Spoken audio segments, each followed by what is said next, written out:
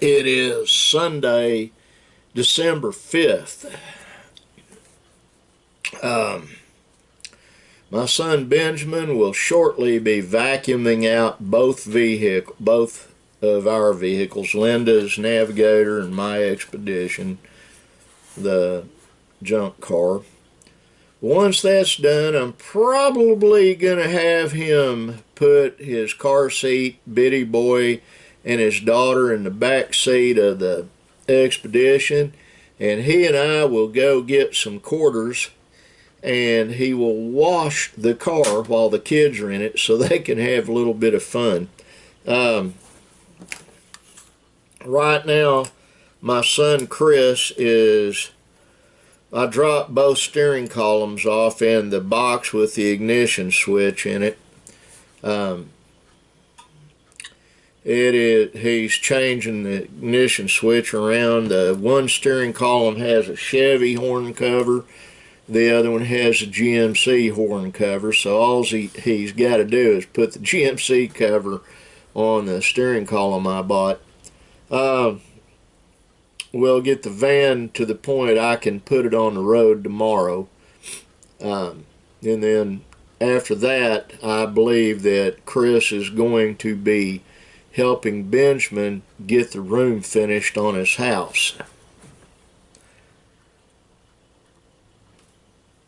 That is a big thing to do. I'm doing my vlog. Could you carry that other car stuff out there? Yeah. Like get you something to drink. It goes out to the van. Okay. That was my son Ben's just came in.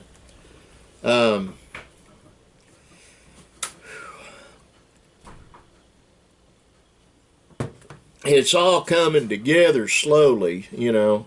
I have to do stuff as I can afford it, and there's just a whole lot of money going out and not the same amount coming in. Story of my life. Hard come, easy go. That's the same story of everybody's lives, I guess. I've also got to see if I can find a place for my son Chris to live, he and his wife and children. I'm going to be looking at that pretty quick. They've got 10 days before they're supposed to be out where they're living. They paid up to that. They're not being evicted, I might add. They're very tired of living there. It's in an apartment. I'm going to see if I can find them a house. So if you're the praying kind, pray that I'm successful. Still haven't got all the stuff done that I need to do in here. I'm working on it a little at a time, but I've got to get Linda, and after the cars are done, Benj will take his children to his house or sit in our parlor watching TV with them or whatever, but then I plan on taking my sweetheart and going and doing something somewhere. I had a Sonic burrito for breakfast with salsa, their breakfast burrito, replete with jalapenos in it. It does not taste better coming back up, I can tell you. Oh, yes. Do I have... Yeah, I've got my phone. Just a lot of different things that we're doing. A lot of things going on. The fallout right now from dishonesty is starting to catch up with some folks. Nationally, I might add. Case in point, Chris Cuomo. His brother, who was the governor of the state of New York, is in trouble.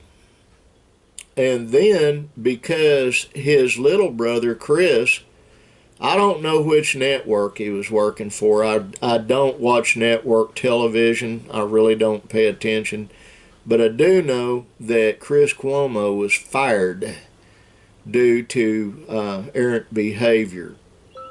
And I think lying, or I don't know. See who that is.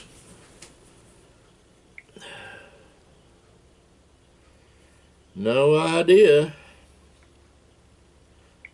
I'll set it up there. There's a lot of folks that for so long have gotten away with so much, and it's beginning to catch up with them.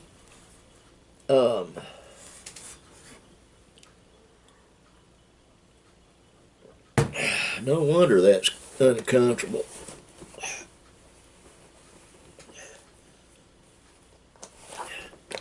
Shitter was in my bib, and I was leaning against the desk to talk to Ewins, and it kept pressing into my chest, or my upper stomach. I would say I need to buy some new overalls, but I've got like 1130 pairs, 11 pairs. Some do need to be thrown away. They're getting threadbare.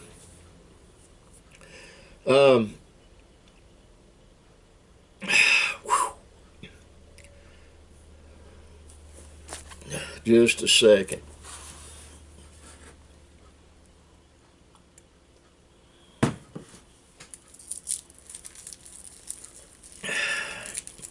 Sonic peppermints. I love them. Actually do. The problem is, I think this one's probably really old because it seems to be stuck to the plastic, the cellophane, or whatever's holding it in there. Oh.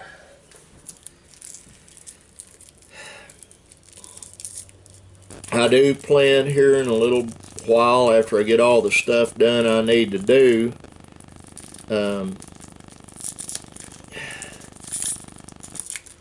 going into the house and, well, there. Good. Going into the house after all the running's done today, spending time with my sweetheart.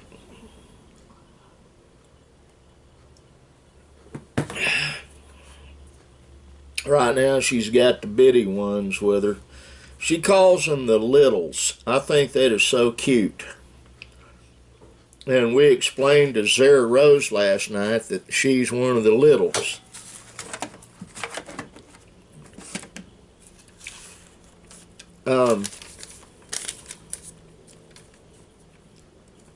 To take care of, I had to go buy a phone card for my, I call it my throwaway phone. It's a flip phone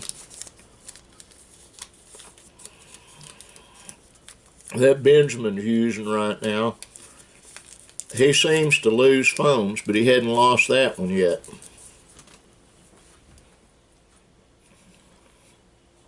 The boy works. The man works. Shouldn't call him a boy.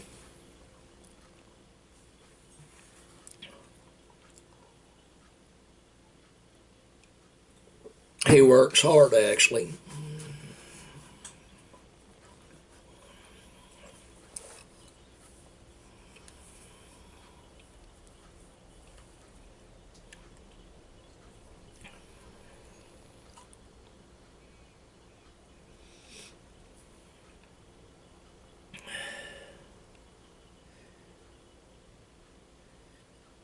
Life, I think, is designed to be hard.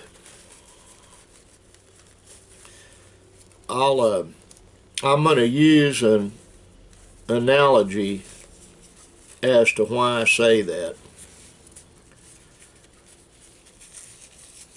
Any father that loves his children properly is not going to be overindulgent with them. My boys, all four of my sons, work. They know how to work. They have a work ethic. I was hard on them when they were growing up. But it has served them well. What I mean by that, they know how to work. A lot of people, that sounds funny, but a lot of people these days really do not know how to work. I go and I didn't today. I got my breakfast at Sonic, but I eat at Boomerang quite a bit. And I hear some of the kids complaining they don't like working there. Well, that's because the guy that owns the place, and I didn't realize that one company doesn't own all of them. There's individuals that own Boomerang restaurants that are, I forget what you call that. It's like McDonald's stores are independent individuals. Subway, all major restaurant chains, individuals own the individual restaurants, but the corporate, you pay the corporation a fee for them letting you use their name. Franchise it out. That's the word I was looking for. Jerry has franchises. But for Arbuckle Mountain Fried Pies. Okay, I'm still on here. Wait, come here. Okay. Get the brake fluid and that, yeah, and put them in my van. I'm going to use my little thing here to clean the vehicles out. It'll be faster and easier. I've got one in the van too. Heck yeah. But vacuuming the vehicles.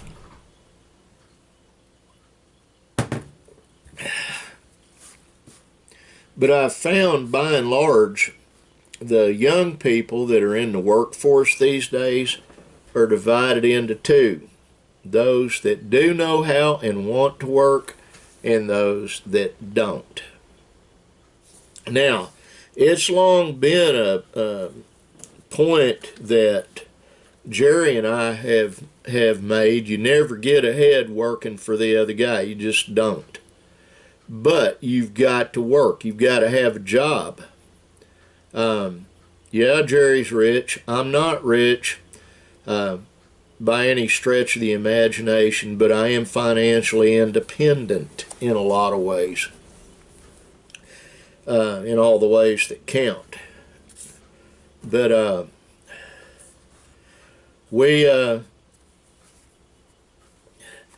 there's some basic rules that young people need to know. And if you know young people, share this with them. Number one, you pay your bills first. Got to get some more hot, scalding hot black Java Joy juice. Be right back. Ooh.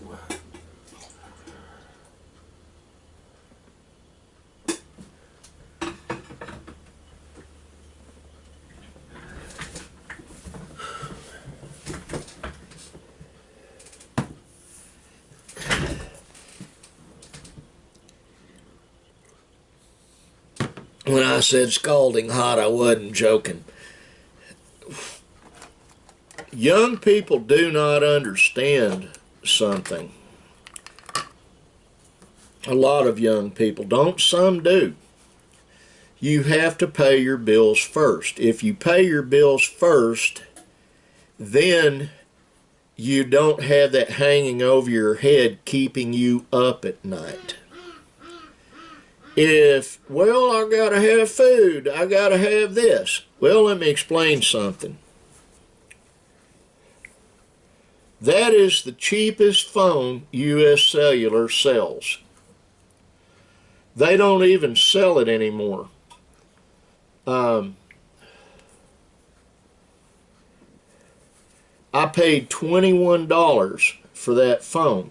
Now, granted, it's got a $67 not a piece, it's an adhesive deal they put on it to keep the screen from getting broke. I didn't pay for that, Nick did. And I ordered the case that's on it, and I paid $22 for that. So I've got $43 tax and all in the whole thing.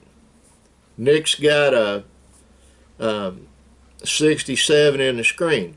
But you don't need a $1,000 phone. You don't. The flip phone that Benjamin's using right now, I paid $19 for, and it costs $30 a month to keep it operating. It's a pay-as-you-go. It's not on a plan. However, it works just fine. It'll call out anywhere I want to call out on it, or where Benjamin does. That one cost me $35 a month. And it's got all the bells and whistles that the $1,000 one does. I can watch YouTube on it. I can call around the world on it if I want to. Take video, take photos with it, all that. But you have to prioritize the things you want in life. And a lot of young people, and some older people, they want what they want, and to hell with the consequences. I want it, so I should have it. That is one of the problems with our nation and with the rest of the world right now. It's called hedonism or hedonism, self-centeredness, selfishness. I hadn't intended to give a lecture, but I saw some things today and in the last few days that has fed me the idea of doing this vlog on Sunday about some advice to the lovelorn. Advice to younger people. Number one, pay your bills first. Number two, you don't need Nike tennis shoes. You don't need a brand new shiny car. A young lady that I'm friends with that I love a great deal that just bought her very first car, and she works at Boomerang. She makes $3 an hour plus tips. I make sure that she gets a $10 tip anytime I go in there, unless it's my son Nick and I'll leave a $10 tip, and then he'll leave a tip. We know what it's like to be broke. We know what it's like not to have a lot of money. And if I'm feeding a larger group of people, the tip goes up. And the reason I do that is, like yesterday, I went in to eat, or it was the day before it, yesterday actually.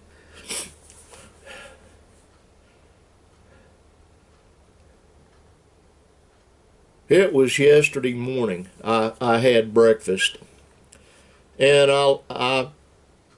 I made sure that the two people working in there each got $10 to go in their pocket.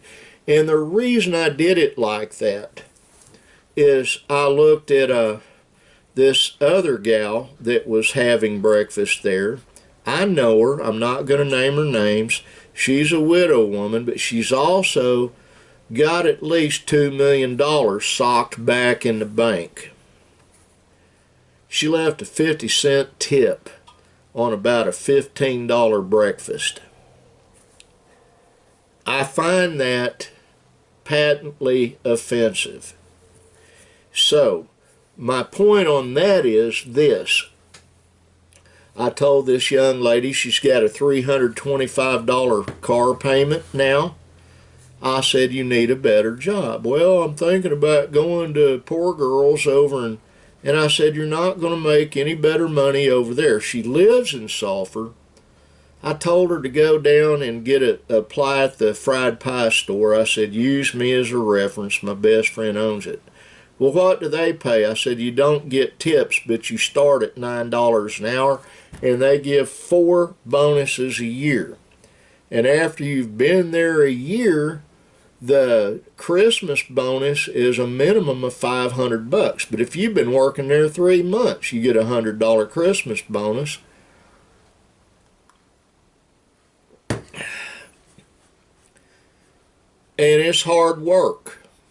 You know, she'd have to be a pie maker, and I told her you'd have to lose the fingernails, have to get rid of the danglies around your nose, the piercings. You can't wear that where you would be working in there. You would get an infection. And she didn't really like that idea. I could tell by the look on her face. But a lot of young women and young men will have a ring through their nose, or a nose stud, or those 2 little balls hanging between the pith between their nostrils. This girl has all the above, tongue stud, and has earrings all up her ears on both sides. Tattoos. She's very sweet though. And a lot of that is supposed to make a girl feel better and a guy feel better. I see a lot of folks that have big old plugs in their ears and they think that's just cool. The problem is you damage your body, and it's irreparable damage. I have a friend that, and I won't name his name, he has a YouTube channel, has on his right earlobe where he had plugs, and he's got his lobe split in half where the plug came through. So he's got 2 pieces of earlobe hanging there. It's not only does it damage your body for later, it keeps you from getting jobs unless you're independently wealthy. And a lot of people says, well, it's against the law to discriminate those folks. Kids, if a person's an employer, they can find any reason in the world not to give you a job. And they will find any reason in the world to fire you if you don't perform. One of the big problems, I've got to get me some pain reliever here. One of the big problems out here societally right now is people don't want to work. Now, does it offend me that someone's got nose studs and all that? No. That's between them and God, but I'm just trying to tell younger people, if you're not getting a good enough job and you go in there and you've got a sleeve on both sides of tattoos, you got your face tattooed, you got more metal in your face and in your body than my van does, and you can't understand why you can't get a job?